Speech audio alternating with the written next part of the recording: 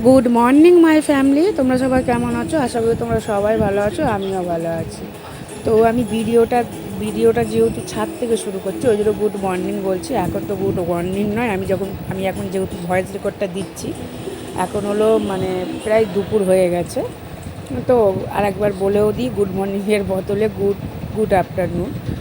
তো আমি কিন্তু সকালবেলা উঠে পড়েছি, উঠে কিন্তু ঘরের কাজকর্ম হয়ে গেছে। ছেলে যেহেতু পড়তে যাবে, ওই জন্য রেডি ফেডি হয়ে ওকে মানে আনতে গেছিলাম, না ওকে দিয়ে এসেছিলাম 8টার নাগাদ, আবার গিয়ে ওকে নিয়ে এসেছি। ওকে কিন্তু এখন স্কুলের জন্য রেডি করে দিয়েছি।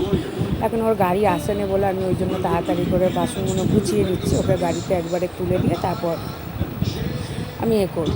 তো তোমাদের তো বলতে ভুলেই গেছি, এটা কিন্তু শুক্রবারের ভিডিও। আমি তোমাদের যেহেতু আগের ব্লগও আমি বলেছি যে আমি কালকের ভিডিওটা আজকে ছাড়ার চেষ্টা করছি, আর আজকে একটু দেরি হয়ে গেছে যেহেতু আজকে অনেকটা লেট করেছি উঠতে, ছেলের পড়া ছিল না বলে।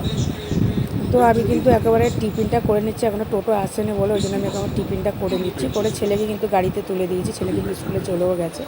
আর এখন আমি করে নেবো রান্না।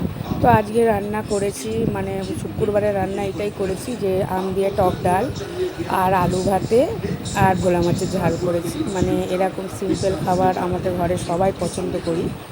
তো আজকে খাবারটা জমে গেছে। তোমাদের দাদাভাই তো আম ডাল খেতে ভীষণ ভালোবাসে, তো ওর আম ডাল আর আলুর চোখা হলে ওর আর কিছুই চায় না। তো করলাম। আমগুলো এতটাই টক, ডালে চিনি দেওয়ার পরও খুব টক হয়ে গেছিলো। তো যাই হোক, রান্নাটা করে নিচ্ছি, করে টোরে নিয়ে একেবারে দেরি হয়ে গেছিলো বলে দুপুরবেলা চলে এসেছি খেতে।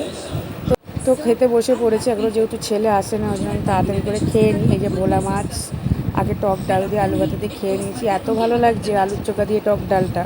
আর মাছ ভালো লাগছে না খেতে, তাও কী করবো, রান্না করছি, খেতে তো হবেই। তো মেয়েকে কিন্তু খাইয়ে দাইয়ে মেয়েকে ঘুম পাড়িয়ে দিয়েছি, ঘুম পাড়িয়ে দিয়ে আমি কিন্তু খেতে বসে পড়েছি। আর চলে এসেছি, তারপর খাওয়া দাওয়া হয়ে গেছে, চলে এসেছি ছাদে। আর দেখতে পাচ্ছ কী পরিমাণে হাওয়া দিচ্ছে, আর দেখতে পাচ্ছ এত রোদ, ছাদে পা দেওয়া যাচ্ছে না, হাওয়াও দিচ্ছে, রোদও বেরিয়েছে। আর তোমাদেরকে একটু সূর্য আমাকে দেখিয়ে দিলাম।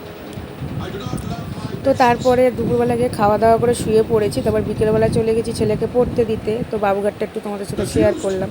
তো ভিডিওটা বেশি বড় না করে ভিডিওটা আমি এখানেই শেষ করলাম। ভিডিওটা যদি ভালো লেগে থাকে তাহলে একটা ছোট্ট করে লাইক, শেয়ার, কমেন্ট আর সাবস্ক্রাইবার করতে ভুলবে না। তো দেখা হচ্ছে একটা নেক্সট ভিডিওয়। টাটা, সবাই সুস্থ থেকো, ভালো থেকো, টাটা।